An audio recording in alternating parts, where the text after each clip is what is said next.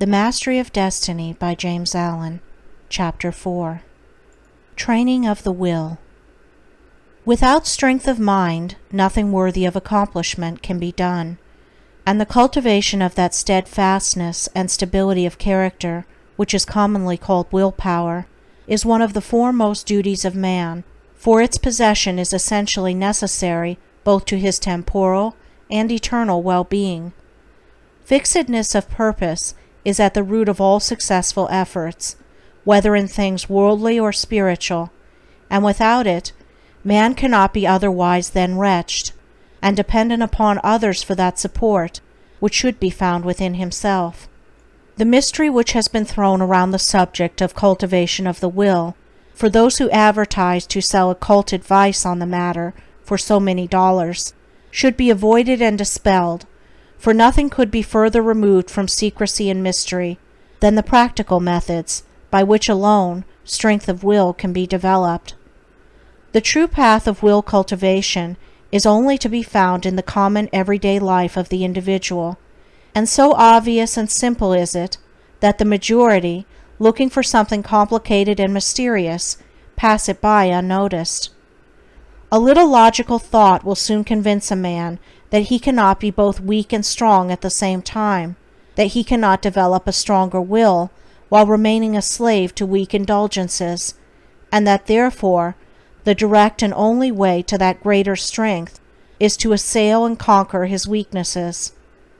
All the means for that cultivation of the will are already at hand in the mind and life of the individual. They reside in the weak side of his character, by attacking and vanquishing which the necessary strength of will be developed. He who has succeeded in grasping this simple, preliminary truth will perceive that the whole science of will cultivation is embodied in the following 7 rules. 1. Break off bad habits. 2. Form good habits. 3.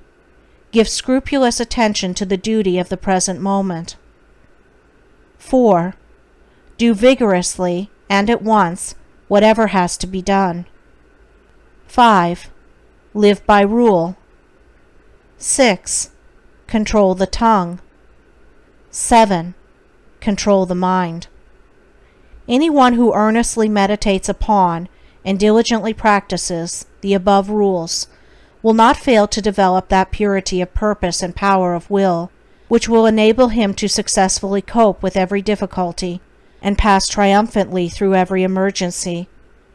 It will be seen that the first step is the breaking away from bad habits. This is no easy task. It demands the putting forth of great efforts, or a succession of efforts, and it is by such efforts that the will can alone be invigorated and fortified.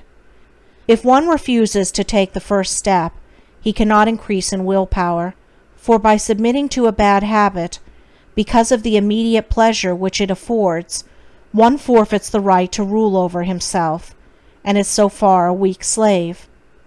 He who thus avoids self-discipline, and looks about for some occult secrets for gaining willpower at the expenditure of little or no effort on his part, is deluding himself, and is weakening the willpower which he already possesses. The increased strength of will, which is gained by success in overcoming bad habits, enables one to initiate good habits.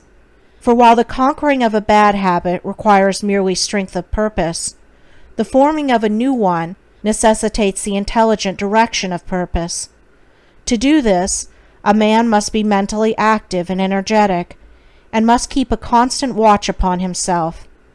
As a man succeeds in perfecting himself in the second rule, it will not be very difficult for him to observe the third, that of giving scrupulous attention to the duty of the present moment. Thoroughness is a step in the development of the will which cannot be passed over. Slipshod work is an indication of weakness.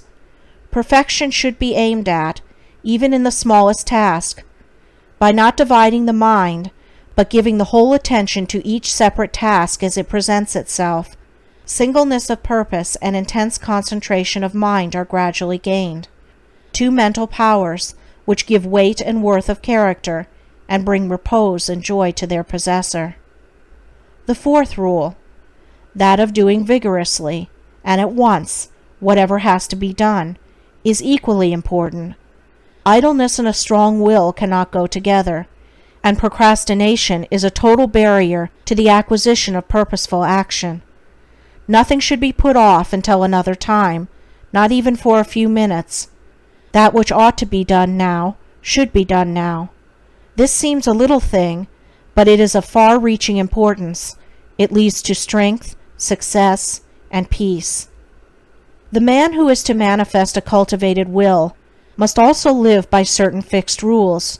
He must not blindly gratify his passions and impulses, but must school them to obedience. He should live according to principle and not according to passion.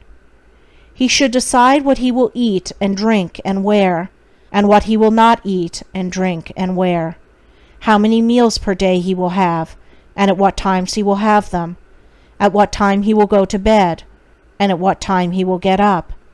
He should make rules for the right government of his conduct in every department of his life, and should religiously adhere to them.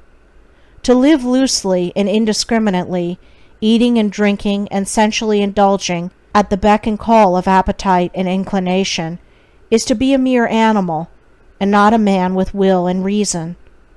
The beast in man must be scourged and disciplined and brought into subjugation, and this can only be done by training the mind and life on certain fixed rules of right conduct. The saint attains to holiness by not violating his vows, and the man who lives according to good and fixed rules is strong to accomplish his purpose. The sixth rule, that of controlling the tongue, must be practiced until one has perfect command of his speech, so that he utters nothing in peevishness, anger, irritability, or with evil intent. The man of strong will does not allow his tongue to run thoughtlessly and without check. All these 6 rules, if faithfully practiced, will lead up to the 7th, which is the most important of them all, namely, rightly controlling the mind.